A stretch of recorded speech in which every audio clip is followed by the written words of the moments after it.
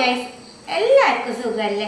സാധാരണ നമ്മുടെ വീടുകളിൽ ആഴ്ചയിൽ 2 ദിവസമെങ്കിലും നമ്മൾ പുട്ട് ഉണ്ടാക്കാറുണ്ട്. പുട്ട് ഇഞ്ചി നിങ്ങൾ റെഡിയാക്കുമ്പോൾ 2-3 ചേരുവകളും കൂടി ചേർത്ത് റെഡിയാക്കി നോക്കൂട്ട, വെറൈറ്റി ടേസ്റ്റ് ആയിരിക്കും. അതുപോലെ ഈ പുട്ട് കഴിക്കാനായിട്ട് കൂട്ടാനൊന്നും വേണ്ടി വരുമില്ല. മസാല പുട്ടല്ല കേട്ടോ ഉണ്ടാക്കാൻ പോണത്, അതൊരു സ്പെഷ്യലാണ്.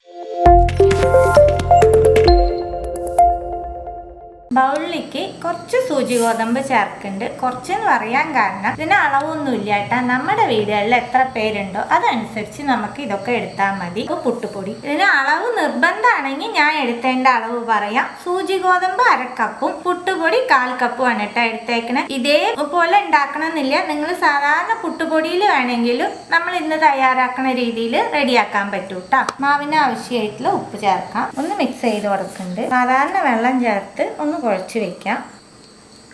വെള്ളം തളിച്ച് കുഴച്ചിട്ട് അമർത്തി വെച്ചിട്ടുണ്ട്. 5 മിനിറ്റ് ഇതിങ്ങനെ ഇരിക്കട്ടെ. അതിൻ്റെ ശേഷം ഒന്നും കൂടി കുഴച്ച് കൊടുക്കാം. 5 മിനിറ്റ് നമ്മളിതിങ്ങനെ വെച്ചിട്ടുണ്ടായിട്ട് മാവ് ഇനി ഒന്ന് മിക്സ് ചെയ്ത് കൊടുക്കാം. 5 മിനിറ്റ് ഇങ്ങനെ വെക്കുമ്പോൾ നല്ല സോഫ്റ്റായി കിട്ടും. ഇപ്പം തന്നെ കട്ടകളൊന്നും ഇല്ലാണ്ട് നല്ല സോഫ്റ്റ് ആയിട്ടായിരിക്കണേ. എന്നാലും ഞാനൊന്ന് പുട്ട് ഉണ്ടാക്കുമ്പോൾ ഒന്ന് മിക്സിയിൽ അടിക്കാറുണ്ട് കേട്ടോ മാവ്. അപ്പോൾ കുറച്ചും കൂടി പുട്ട് നല്ല സോഫ്റ്റ് ആവും. അതിന് വേണ്ടി മിക്സിയിൽ ഒന്ന് അടിച്ചെടുത്തിട്ടുണ്ട് കേട്ടോ. അടിച്ചെടുക്കാന്ന് പറയുന്നത് നമ്മൾ പൾസ് മോഡ് കൊടുക്കില്ലേ, ഇത് ജസ്റ്റ് ഒന്ന് തിരിക്കുക, അത്ര മതി. അപ്പം പുട്ട് നല്ല സോഫ്റ്റ് ആയിരിക്കും കേട്ടോ. വൈകുന്നേരം ആയാൽ പോലും പുട്ട് ഹാർഡാവില്ല ഇതുപോലെ നമ്മൾ ചെയ്യുകയാണെങ്കിൽ. ഇത് മാറ്റി വെച്ചിട്ട് ഇതിലേക്കുള്ള 2-3 സാധനം നമുക്ക് ചതച്ചെടുക്കാം. 1/2 കപ്പ് ചിരകിയ നാളികേരം, 1 പച്ചമുളക്, കുറച്ച് വേപ്പില, 10 ചെറിയ ഉള്ളി, 1/4 ടീസ്പൂൺ ചെറിയ ജീരകം, 1/4 ടീസ്പൂൺ പെരിഞ്ജീരകം. ഇതൊക്കെ ഒന്ന് ചതച്ചെടുത്തിട്ട് വരാം. ചതച്ചെടുത്ത മിക്സ് പുട്ടുമാവിലേക്ക് ചേർക്കാം. ഇതെല്ലാം ഒന്ന് മിക്സ് ചെയ്ത് കൊടുക്കാം.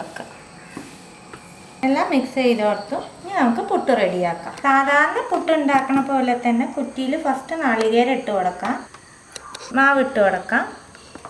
ഇനി നമുക്ക് മുകളിലും കുറച്ച് നാളികേരം വെച്ച് കൊടുക്കാം. അടച്ച് വെച്ച് 10 മിനിറ്റ് ആവി കയറ്റിയെടുക്കാം. പുട്ട് റെഡി ആയിട്ട് നമുക്ക് കുറ്റിയിൽ നിന്ന് കുത്താം.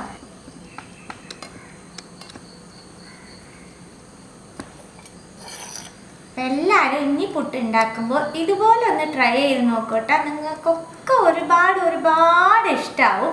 ട്രൈ ചെയ്ത് നിങ്ങളുടെ ഫീഡ്ബാക്കൊക്കെ അറിയിക്കുക. പുതിയൊരു റെസിപ്പി ആയിട്ട് അടുത്ത വീഡിയോയിൽ കാണാം. See you. Bye.